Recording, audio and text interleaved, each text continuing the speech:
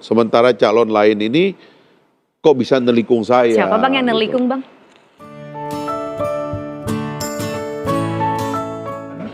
Dan itu Memang juga ada diantara ancaman bang, apa yang sudah dijalankan Pak Jokowi ini tidak akan dijalankan kalau Pak Jokowi tidak mendukung Prabowo Subianto ataupun juga mengusung putranya jadi wakil presiden. Nah itu dia, akhirnya Pak Prabowo memiliki kekuatan itu. Pertama-tama karena dia adalah hasil dari rekonsiliasi 2019. Yang kedua, dia yang nampak paling loyal untuk meneruskan apa yang sudah dikerjakan oleh Pak Jokowi. Kereta api cepat, IKN, hilirisasi. Bahkan untuk hilirisasi dugaan saya, Pak Prabowo dari awal bersama Pak Jokowi ngotot dengan hilirisasi. Ketika lobby-lobby para eksportir sumber daya alam, eksportir bahan mentah, hebat sekali di negara kita ini, sehingga selama ini hilirisasi tidak pernah sanggup kita bikin, padahal ini adalah fondasi Memang bagi ada industrialisasi. kekhawatiran bang, kalau misalkan yang menjadi Presiden Ganjar Pranowo, apa yang sudah dilakukan oleh Pak Jokowi itu tidak akan berlanjut? Faktanya karena diduga Pak Ganjar dikendalikan oleh kelompok lain yang boleh jadi tidak utuh dia bisa Siapa menjalankan. kelompok lainnya?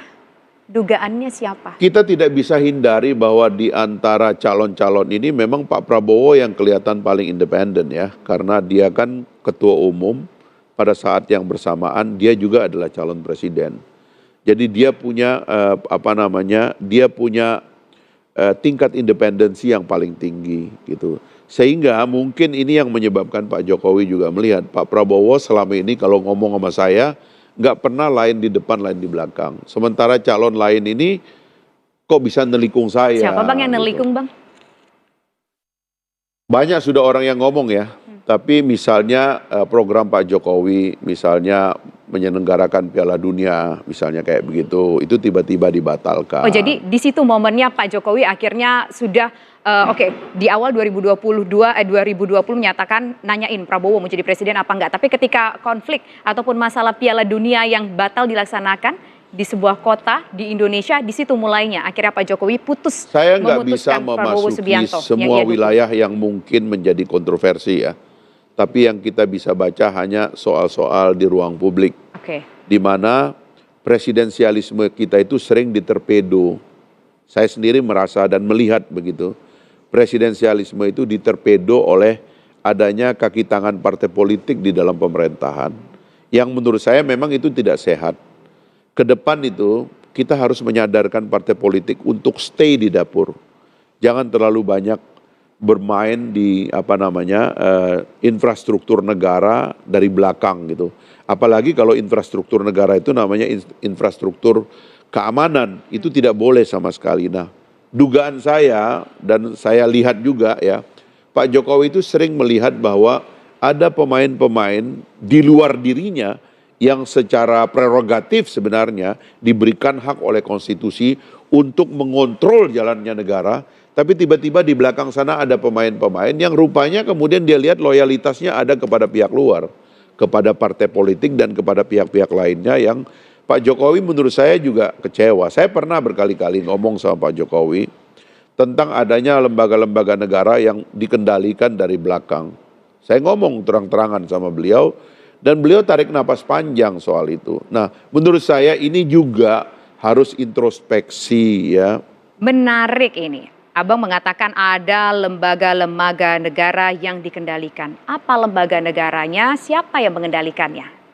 Saya nggak mungkin sebut satu persatu ya, karena itu obrolan saya di depan presiden ya. Tetapi saya membuat catatan-catatan yang memang nampak kasat mata. Gitu. Apa yang kasat mata? Kalau kasat mata boleh dong kita dikasih tahu. Saya melihat itu sebagai pengawas pemerintah pada waktu itu. Campur tangan partai politik kepada beberapa lembaga strategis itu kuat sekali. Menurut saya ini harus diakhiri di masa yang akan datang. Apa misalnya partai lembaga politik strategis? Tidak boleh ya, bahkan nanti harus dibatasi. Ada banyak lembaga negara yang partai politik tidak boleh lagi bermain di situ.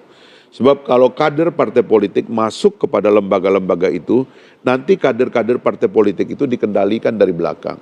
Ya, banyaklah ya, nanti bisa diidentifikasi ya. Siapa saja sih yang di dalam jabatannya sebagai pejabat negara keluar mendapatkan SK dan penunjukan dari presiden, tapi dia sering terlalu kelihatan sebagai orang politik. Itu tidak boleh itu. Siapa sih, Bang? Dalam presidensialisme semua menteri itu adalah hak prerogatif presiden. Sekali lagi, ketika loyalitas kita kepada presiden itu dimulai, seluruh loyalitas kita Tapi kepada kan memang partai ada politik harus dihentikan. sejumlah menteri yang berasal dari partai politik, Bang. Makanya tidak boleh mendua. Jadi nanti kalau kita menjadi menteri, padahal kita adalah kader partai, kita bersumpah kepada rakyat bahwa loyalitas saya hanya kepada presiden.